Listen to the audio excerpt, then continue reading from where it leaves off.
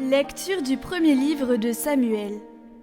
En ces jours-là, au retour de l'armée, lorsque David revint après avoir tué le Philistin, les femmes sortirent de toutes les villes d'Israël à la rencontre du roi Saül pour chanter et danser au son des tambourins, des cris de joie et des cymbales. Les femmes dansaient en se renvoyant ce refrain. Saül a tué ses milliers et David ses dizaines de milliers. Saül le prit très mal et fut très irrité. Il disait : à David on attribue les dizaines de milliers, et à moi les milliers. Il ne lui manque plus que la royauté. Depuis ce jour-là, Saül regardait David avec méfiance.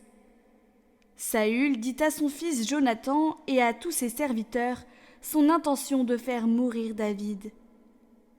Mais Jonathan, le fils de Saül, aimait beaucoup David, et il alla le prévenir.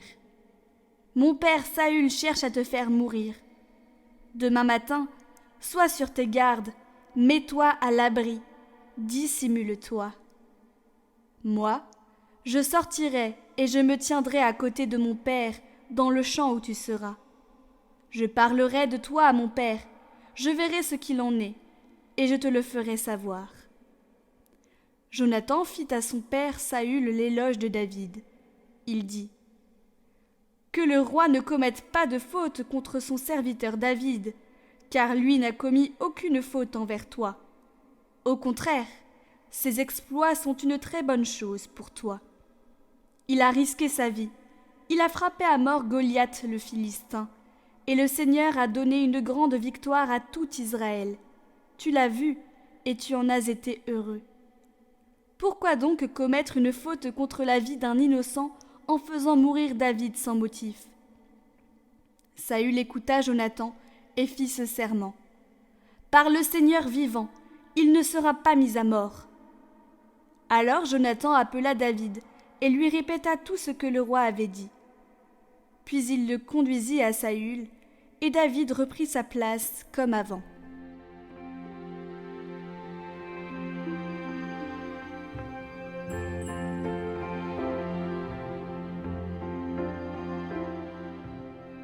Évangile de Jésus-Christ selon saint Marc.